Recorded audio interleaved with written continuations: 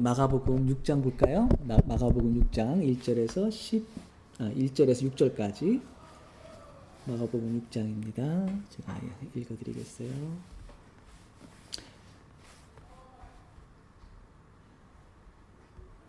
예수께서 거기를 떠나사 고향으로 가시니 제자들도 쫓으니라. 안식일이 되어 회당에서 가르치시니 많은 사람이 듣고 놀라 가로되 이 사람이 어디서 이런 것을 얻었느냐? 이 사람이 받은 지혜와 그 손으로 이루어지는 이런 권능이 어찌 되며 이 사람이 마리아의 아들 목수가 아니냐?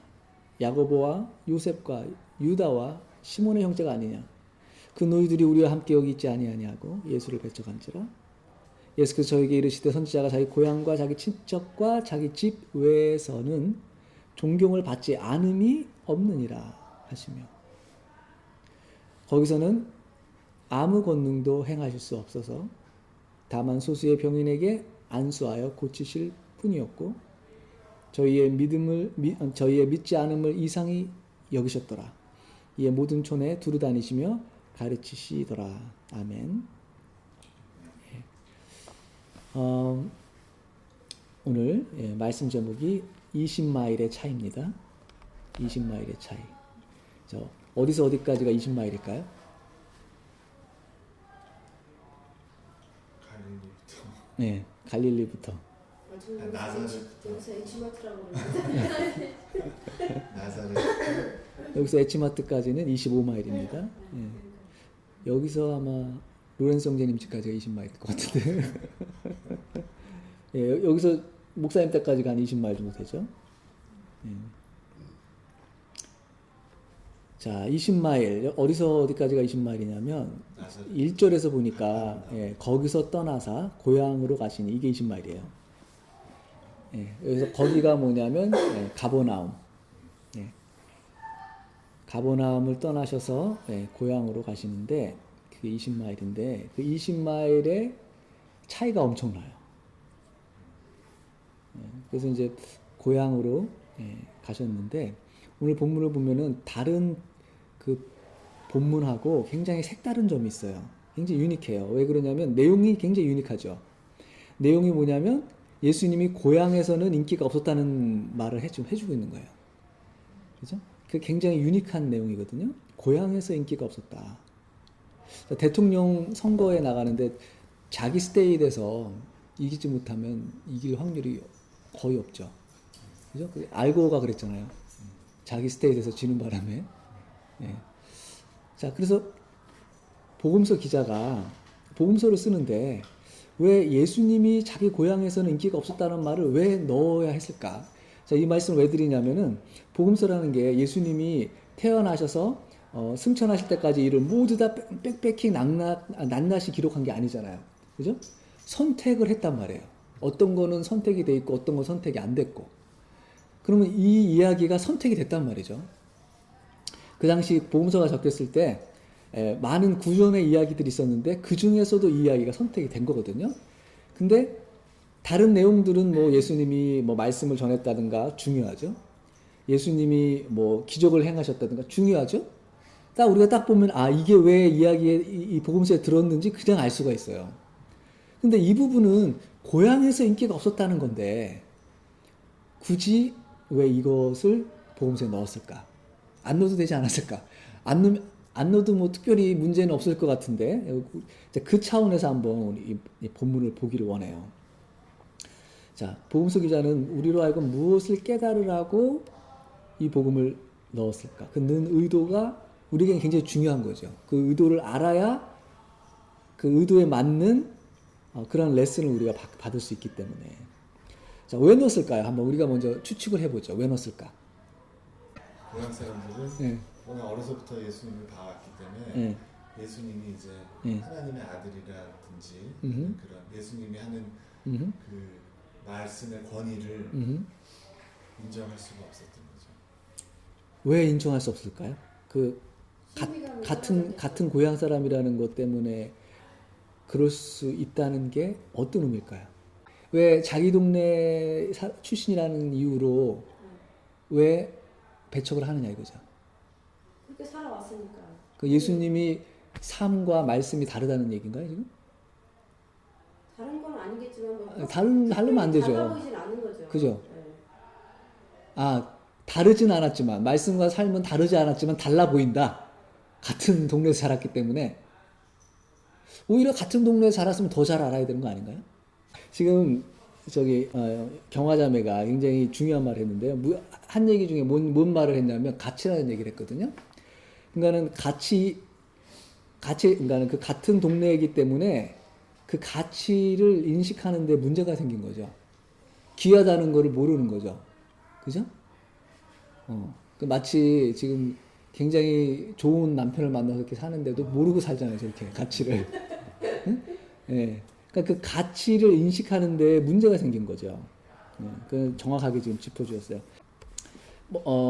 우리가 복음서가 이 부분을 넣음으로써 우리에게 주는 굉장히 좋은 그 영향들이 있어요. 뭐냐면 첫째, 예수님은 고향에 있었던 실존 인물이라는 거죠. 만약에 실존 인물이 아니었으면 고향 얘기를까지도 그렇게 만들어 넣기는 힘들죠. 그죠? 그러니까 고향에서 정말 이런 일이 없었으면 넣기가 힘든 이야기예요. 그래서 고향 사람들이 배척했기 때문에 그 배척한 고향 사람들 때문에 예수님이 실존 인물이었다는 것에 대한 증인들이 돼버린 거죠. 배척을 했기 때문에. 자, 그래서 이제 고향 사람들 덕택에 예수님이 역사적으로 정말 존재한다는 증거가 더해지는 거죠. 그리고 이제 두 번째는 예수님 하면 다 나사렛 출신이라는 것만 생각하잖아요. 근데 사실은 예수님은 공생을 시작한 이후로부터 어디로 이사 가셨냐면 가버나움으로 이사 가셨거든요. 그러니까 공생의 시작 이후로부터는 가버나움 사람이에요. 나사렛 사람이 아니라. 근데 왜 나사렛 사람이 가버나움으로 이사를 해야 했는지에 대한 이야기를 해주죠. 왜? 왜냐하면 나사렛에서는 떠날 수밖에 없는 상황이라는 거죠. 나사렛에서는 더 이상 사역하기가 어려운 상황이라는 거죠. 자, 그래서 가버나움으로 왜 이사했어야 했는지를 얘기를 해주는 거죠. 사실은 예수님이 나사렛 예수라고 불리는 것보다도 사실은 가버나움 예수로 불리는 게 더 어떻게 보면 맞죠. 맞는데도 불구하고 나사렛 예수이면서도 나사렛을 떠나야 하다는, 그래서 이제 가버나움 예수가 되셔야 하는 그런 상황이 되었던 거죠. 이제 오늘 이 동네 사람들을 한번 보면은 동네 사람들이 예수님의 말씀을 듣고 그 반응이 어땠어요? 반응이 2절에 보니까 놀랍다 그랬죠. 그래서 이 사람이 어디서 이런 것을 얻었느냐, 이 사람이 받은 지혜와 그 손으로 이루어지는 권능이 어찌미요. 자, 첫 번째 반응은 뭐냐면 놀라움이에요.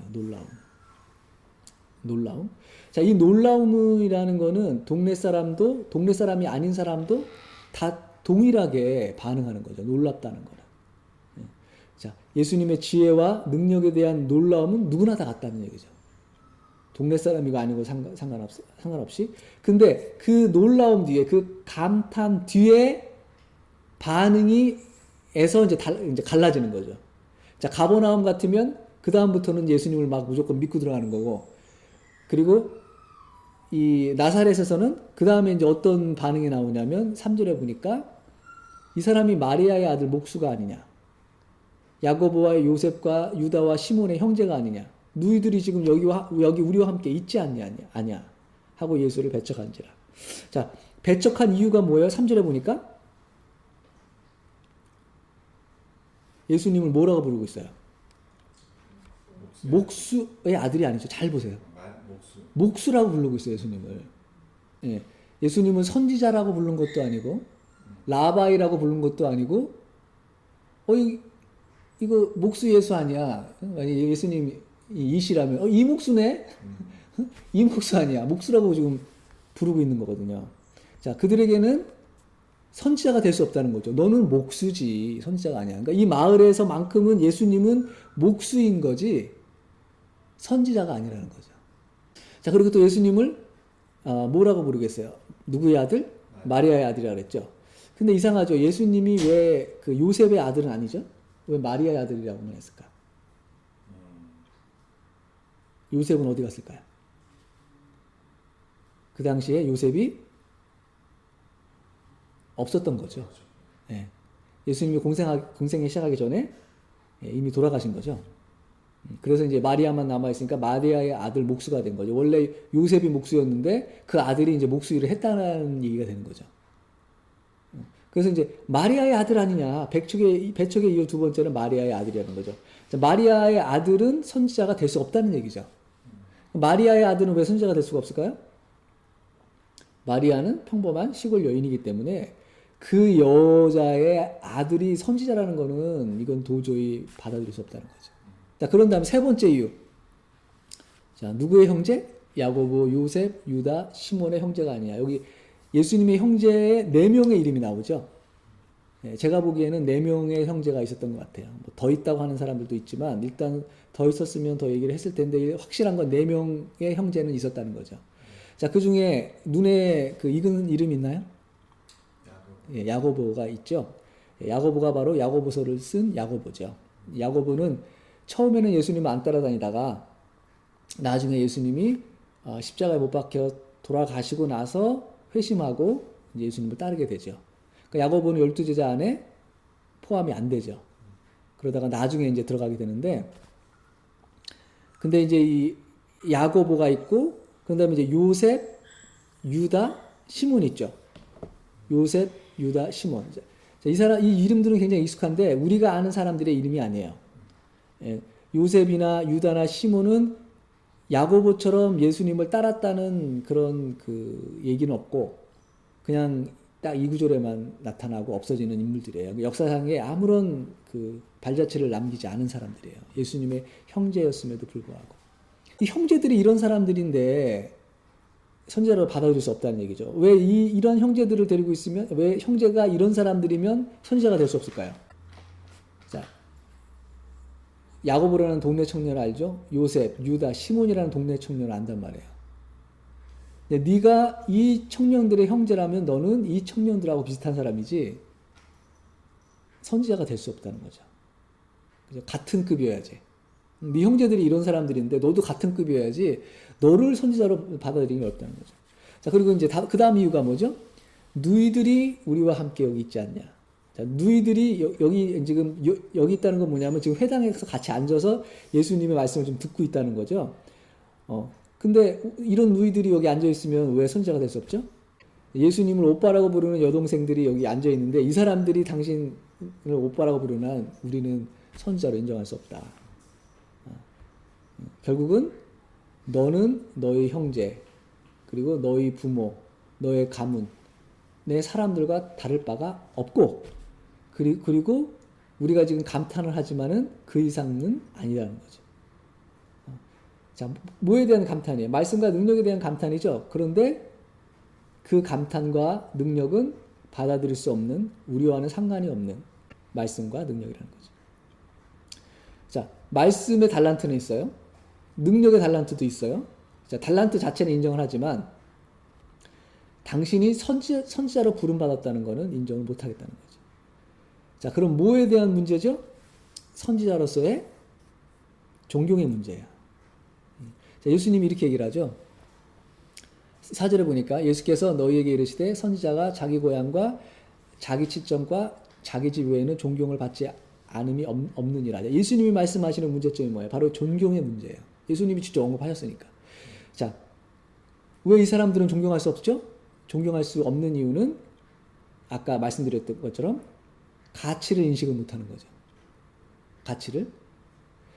자, 존경이라는 단어가요. 원어에는 그 아티모스라는 단어예요. 아티모스. 근데 이 아티모스의 단어의 뜻이 뭐냐면 가치라는 뜻이에요. 가치. 그러니까 존경이라는 건 뭐냐면 가치를 인식해 주는 게 존경이에요. 값어치를 인식해 주는 게 존경이에요. 세상에 가치 있는 것 중에 가장 가치 있는 게 뭐가 있을까요? 사람? 금. 다이아몬드.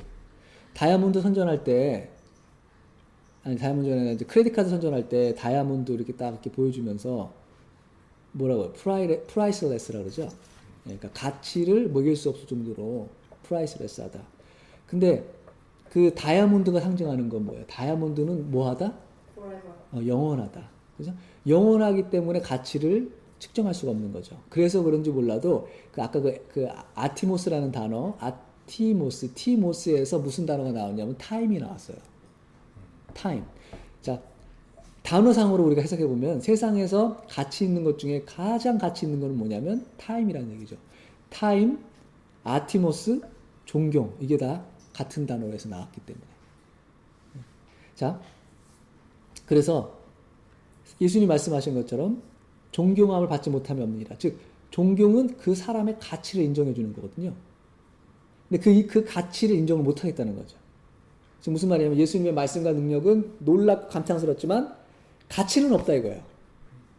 아니, 감탄스러운데 왜 가치가 없을까요? 자, 존경은 못해. 그건 뭐예요? 가치는 없다는 얘기거든요. 감탄스러운데 왜 가치가 없을까? 감탄은 스럽지만 나한테는 가치가 없다는 얘기예요. 그런 예가 어떤 예가 있을까요? 예를 들어서 그 뮤지엄에 갔어요. 뮤지엄에 가면 뭐 진짜 어마어마한 큰 다이아몬드도 있고 그러잖아요. 감탄사가 나오죠. 응? 근데 나에겐 가치가 없어. 왜냐면 돈 주고 살 수가 없으니까. 내 것이 안 되기 때문에. 자, 가치는 뭐예요? 내가 줘야 되는 거거든요. 나한테 가치가 있어야 되는 거거든요. 감탄을 하지만 문제는 뭐냐면 나한테는 나한테는 가치가 없어. 그러니까 예수님이 너무 훌륭하고 너무 좋고 너무 엄청난데 나한테는 가치가 없는 거죠. 그게 마을 사람들의 딜레마예요. 자, 자기에게 가치를 느낀다는 건 뭐냐면 나한테 필요하냐 아냐를 따라 따진 거죠. 아무리 막 가치 있는 물건이 있어도 나한테 필요하지 않으면 사실은 나한테 가치 있는 건 아니죠. 그죠? 가치는 꼭 나의 필요하고 연관이 돼야 가치가 있는 거죠.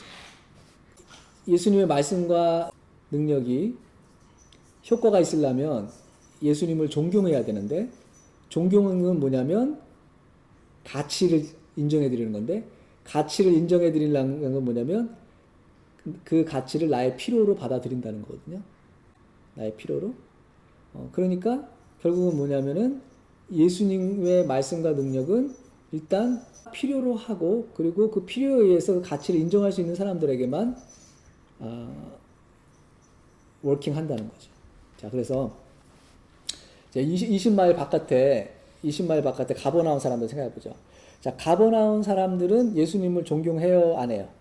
존경하죠. 왜, 그럼 존경의 의미는 뭐예요? 예수님의 가치를 선지자로서 인정해드리고, 그 말씀과 그 능력을 자기에게 필요한 것으로. 그래서 이분이 어디 출신이라든지 상관없이 그 말씀과 능력이 나에게 필요하기 때문에 그 필요에 의한 가치를 드렸고, 그 필요에 의한 가치가 바로 예수님이 받으시는 존경이라는 얘기죠. 예, 그러면 이제 질문을 우리 스스로에게 할 필요가 있어. 그럼 나는 정말 예수님을 존경하는 사람인가? 자, 존경은 뭘까요? 존경은 어떤 목사님이 한국 가는 비행기를 탔어요. 근데 스튜어데스한테 이것저것 시키면서 자기 명함을 하나 딱 주는 거예요. 근데 명함에 보니까 직분이 어마어마하게 많아요. 뭐 세계 무슨 대회, 뭐 회장, 뭐에 이제 그런 그 명함. 응? 그 자기의 가치를 명함으로 보이는 거죠. 그럼 뭐예요? 그 가치를 보임으로써 나를 뭐 해달라? 존경해달라는 거죠. 근데 스튜어데스 입장에서는 그 명함에 있는 그 엄청난, 그 포지션들이 나하고 관계가 있어요, 없어요? 없죠? 그죠? 존경의 표시는 예의는 해주지만 정말 존경하는 게 아니에요. 하는 거예요, 안 하는 거예요? 안 하는 거죠. 근데 세상 사람들이 예수님을 정말 존경하지 않았냐? 응? 예수님은 그냥 내가 믿는 그 종교의 믿음의 대상이기 때문에 존경을 표시할 수도 있는 거 아니에요? 그죠? 자, 예수님이 원하시는 존경은 뭐예요? 원하시는 존경은 나는 당신이 필요합니다. 에서 시작된 존경이죠. 그죠? 필요 없어도 존경할 수는 있거든요. 근데 그 존경은 존경이 아니라는 얘기죠. 정말 존경은 나는 당신이 필요합니다. 로부터 시작되는 가치의 인식이에요. 그래서 정말 예수님의 말씀이 예수님의 능력이 나에게 필요합니다. 아무리 놀라운 말씀을 해도 설교 시간에 아무리 놀라운 말씀을 들어도 그리고 그 말씀에 내가 정말 존경을 표시해도 나에게 필요하지 않으면 그냥 존경일 뿐이죠. 정말 예수님이 말씀하시는 그 존경이 아닌 거죠. 자, 그럼 우리 한번 생각을 해보죠. 그럼 존경이 아닌 존경들이 어떤 것이 있을까? 존경이 아닌 존경들. 자, 첫 번째로 어떤 존경이냐면 윤리적인 존경. 윤리적인 존경은 뭐냐면 내가 왜 존경을 표시하냐면 그게 옳기 때문에. 예수님의 말씀이 옳기 때문에. 근데 옳다고 해서 다 나한테 필요한 건 아니잖아요. 자, 이런 사람 있죠. 나는 크리스찬인데 왜 크리스찬이냐면 나는 착하게 살고 싶어서. 응? 착하게 살고 싶어서. 그래서 나는 착하게 살아야 할 사람이기 때문에 예수님을 믿는다. 그러면 그 사람의 내면 속에 뭐냐면은 정말 옳은 것과 나의 필요와 일치하냐 이거죠. 일치하지 않을 수도 있다는 거죠. 일치하지 않으면 예수님을 정말 존경하는 게 아닌 존경이 되는 거죠. 자, 그리고 또 어떤 존경이 아닌 존경이 있냐면 이 의식적이고 예식적인 존경. 그건 뭐냐면 존경의 모습을 갖추는 거죠. 자, 종교적인 예의를 갖추는 거죠. 근데 그것이 나의 필요하고는 상관이 없는 거죠. 자, 그리고 또 존경이 아닌 존경이 또 어떤 게 있냐면 그 관습적인 그 신앙생활, 그러니까 습관적인 존경. 자, 무슨 얘기냐면 나는 모태신앙이기 때문에 대대로 크리스찬이기 때문에 그런 어떤 삶의 이제 그 어떤 라이프 스타일, 컬처가 돼서 컬처상으로 되어 있는 내 몸에 배어 있는 존경심. 내 삶의 습관과 관습적으로 몸에 배어 있는 존경심. 근데 그 존경심이 과연 나의 필요와 이게 커넥이 되는 존경심이냐? 아닐 수가 있거든요. 예수님을 존경 안 하는 나사렛 사람하고 뭐 똑같다고 볼 수 있는 거죠. 존경 안 하는 건 마찬가지니까. 자, 그리고 이제 이번에 조금 더 고차원으로 들어가서 어떤 존경인데 이거는 굉장히 잘 들어봐야 이해가 되는 존경이에요. 어떤 존경이냐면 절대 존경이라는 게 있어요. 절대 존경. 자, 절대 존경은 뭐냐면은 예를 들어서 북한의 사람들은 예를 들어서 뭐 수령님께 절대 복종하잖아요. 그죠? 그러니까 무조건 존경하는 거예요. 무조건 존경. 왜냐면 하나님이니까. 절대자니까 나는 절대 존경한다. 자, 근데 그 존경은 어떤 존경이냐면 절대자에게 절대적으로 내가 드려야 되는 의도적인 존경이거든요. 강요된 존경이에요. 근데 강요된 그 의도된 존경이 문제가 된 게 뭐냐면 과연 내가 영원히 그 의도된 존경을 할 수 있을까? 내가 영원히 강요된 존경을 할 수 있는가? 할 수 있다고 우기면 하는 거죠. 근데 그것이 과연 나의 필요와 링크가 되느냐 이거죠. 자, 요 카테고리에 걸려 있는 사람들이 뭐냐면 나는 신본주의자라고 주장하는 사람들이에요. 자, 예를 들어서 저는 그렇게 생각해요. 자, 저는 그 신본주의자가 아니면 인본주의자고 인본주의자가 아니면 신본주의자 딱 둘로 나누는 거에 대해서 저는 동의하지 않아요. 왜냐하면 인본주의도 문제가 있고 문제가 있지만은 신본주의는 문제가 하나도 없어 보이지만 문제가 있어요. 어떤 문제가 있냐면 신본주의는 뭐예요? 하나님 중심이라는 거잖아요. 그죠? 그러면 하나님 중심이라는 걸 어떻게 할 수 있어요? 어떤 게 하나님이 중심인지 어떤 게 하나님 중심인지 어떻게 할 수 있어요? 예를 들어서 뭐 성경을 보면 알 수 있다. 물론 성경을 보면 우리가 다 어그리하죠. 근데 그 어그리하는 걸 가지고 실제 삶에 적용할 때, 예를 들어서 교회의 어떤 정책에 적용할 때 정책에 다 어그리하냐? 어그리하지 않거든요. 어그리하지 않다는 건 뭐예요? 하나님 중심적이지만 각자 생각하는 하나님 중심적인 거는 다 다르다는 얘기거든요. 그러면 하나님 중심이라고 우겨도 그 우긴 거에 의해서 적용되는 건 다 다르기 때문에 그럼 어떤 게 정말 하나님 중심이냐? 자, 그렇게 얘기할 때 어떤 게 하나님 중심이냐는 하나님이 아니면 알 수 없는 거예요. 그렇기 때문에 신본주의다, 하나님 중심적이다 이거를 너무 강조하는 사람은 그걸 가지고 민폐를 끼칠 수가 있어. 그걸 가지고 다른 사람들을 제압할 수가 있어요. 그렇기 때문에 신본주의 하면 굉장히 좋은 것 같지만은 100% 찬성할 수는 없는 거예요. 인본주의에서 또 동의할 수 없는 게 뭐냐면은 예를 들어서 필요에서 시작된다고 할 때 예를 들어서 예수님의 존경이 순간적인 필요의 해결 때문에 나오는 존경이라는 문제가 있는 거죠. 그죠? 자, 우리가 이게 존경이 필요하고 링크가 돼야 되는데 그 필요는 어떤 필요냐면 지속적이고 영원한 필요여야 돼요. 왜냐하면 이것이 내 영혼의 필요와 연관이 돼야 되기 때문에. 자, 그런 차원에서 우리는 인본주의적이고 그리고 어떤 실리주의적인 것과 또 그 구별할 줄 알아야 되겠죠. 그죠? 그러니까 한마디로 너무 신본주의적이어서도 안 되고 너무 인본주의적이어서도 안 되고 정말 내가 예수님께 드릴 수 있는 고유한 존경. 그죠? 그 존경은 나는 당신이 필요합니다. 그 필요에 의해서 당신은 나에게 가치가 있을 수밖에 없고 그리고 그 가치는 예수님을 향한 나의 존경이고 그리고 그 존경은 나의 영원한 필요를 채우시는 주님의 가치라는 거죠. 한번 내가 가지고 있는 예수님을 향해 내가 가지고 있는 존경을 한번 생각해 보죠. 나는 예수님을 정말 존경하는 사람인가? 예수님은 세상적으로 존경받기 원해서 하시는 말씀이 아닌가 우리가 이해하죠. 그 존경이 아니고 내 영혼의 필요, 내 인생의 필요, 내 존재의 필요. 자, 그 필요 때문에 예수님의 가치, 그 영원한 가치를 내가 인정해 드리는 그러한 존경이 있는가. 자, 성경에 예수님이 좋은 말씀 많이 했죠. 그죠? 좋은 말씀이라고 우리가 느끼는 거는 그냥 존경이죠.